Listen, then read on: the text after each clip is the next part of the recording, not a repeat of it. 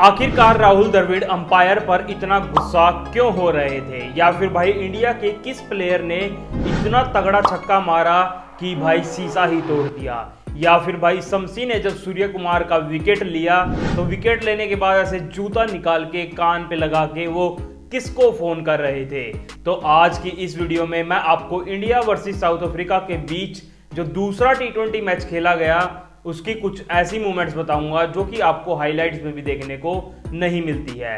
तो चलिए फिर वीडियो शुरू करते हैं। भाई टॉस होता है और हमेशा की तरह सूर्य कुमार यादव टॉस हार जाते हैं। साउथ अफ्रीका के टॉस जीतने के बाद वो भाई गेंदबाजी चुनते हैं और बैटिंग करने आते हैं शुभमन गिल और यशस्वी जायसवाल। भाई ऋतुराज गायकवाड़ को बुखार हो रखा था इसलिए वो बाहर बैठे थे। जब शुभमन गिल और यशस्वी जायसवाल बैटिंग करने आते हैं सब सोच रहे थे कि वो चौके छक्के मारेंगे, लेकिन किसी ने भी एक्सपेक्ट नहीं किया था कि ऐसा कुछ होगा।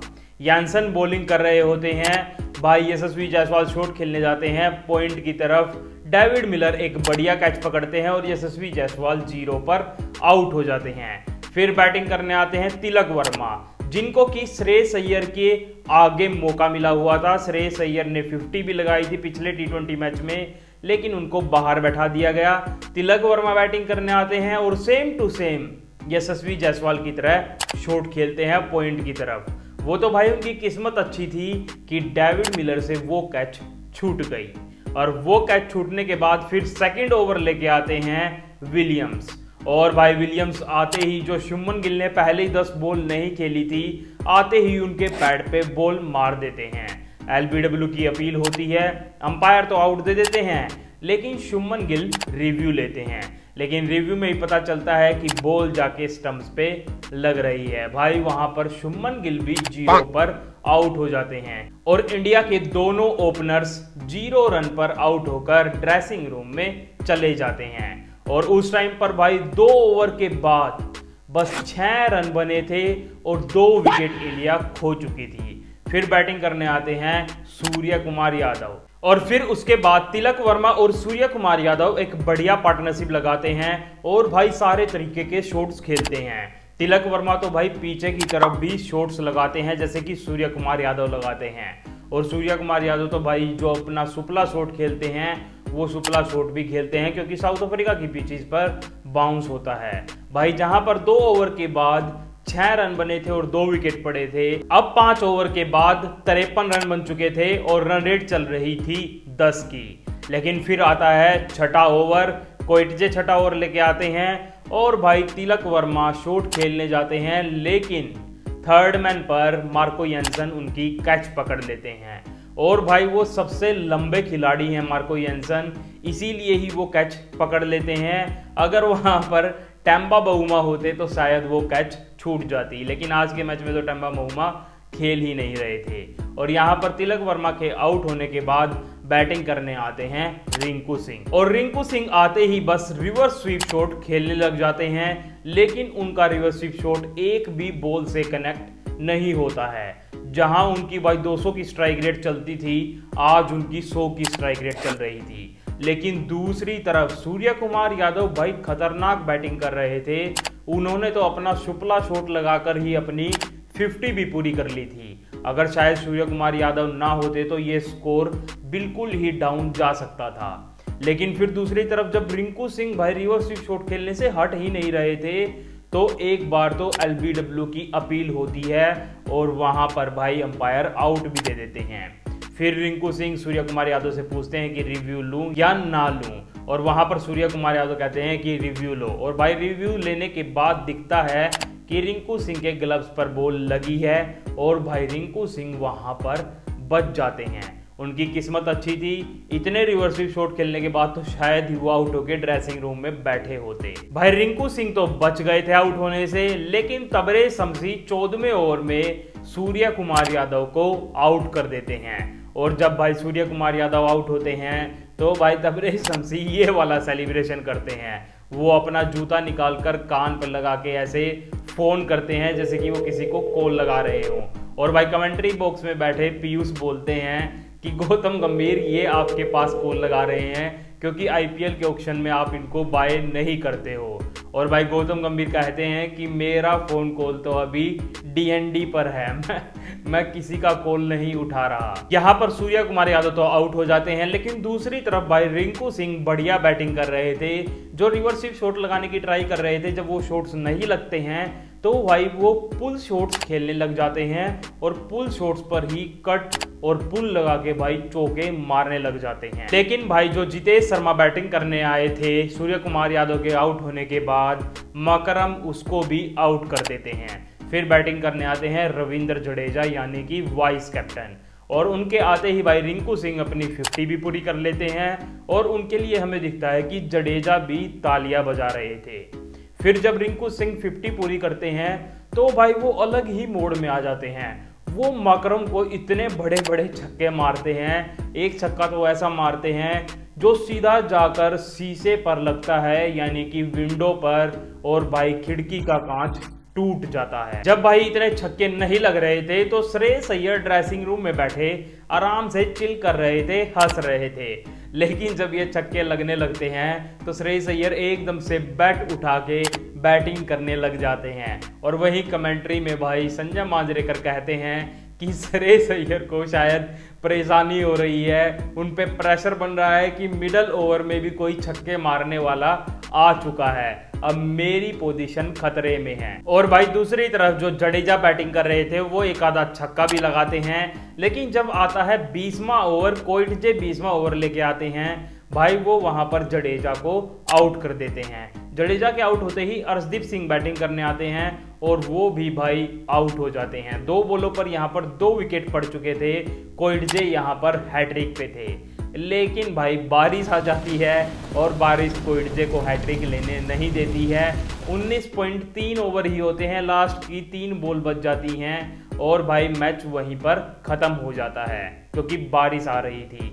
लेकिन थोड़ी देर बाद जब बारिश रुकती है तो भाई जो स्कोरबोर्ड है वो रिवाइज होता है और अब साउथ अफ्रीका को टारगेट चाहिए था 152 रन का 15 ओवर में, और जहां पर बॉलर्स एक ज़्यादा से ज़्यादा इंडिया का बॉलर 3 ओवर कर सकता था, और भाई जो पावर प्ले 6 ओवर का था अब वो पावर प्ले 5 ओवर का हो चुका था। और जब भाई बारिश रुकती है तो जब प्लेयर्स प्रैक्टिस करने आते हैं तो वहां पर हमें दिखते हैं 2-2 रिंकू सिंह। भाई 2-2 रिंकू सिंह से मतलब है कुलदीप यादव रिंकू सिंह का स्वेटर पहन के वहां पे आ जाते हैं और कमेंटेटर्स क्लियर करते हैं कि भाई ये रिंकू सिंह नहीं है, ये कुलदीप यादव है। फिर बारिश के बाद भाई मैच चालू होता है और बैटिंग करने आते हैं साउथ अफ्रीका के ओपनर्स यानी कि हेनरिक्स और ब्रैड चिकी। भाई दोनों के दोनों इतनी तगड़ी बैटिंग करते हैं, हर एक ओवर में भाई चौके छक्के लगा रहे थे। इतने चौके छक्के लगाए कि भाई 2 ओवर में ही 38 रन बना दिए थे। अर्शदीप सिंह के तो 1 ओवर में भाई उन्होंने 20 रन मार दिए थे, जहां पर भाई रन रेट 10 की चाहिए थी वो 19 रन की रन रेट लेके चल रहे थे। और भाई इनके शॉट्स देख के तो सूर्य कुमार यादव के भी ऐसे ऐसे रिएक्शन निकल रहे थे।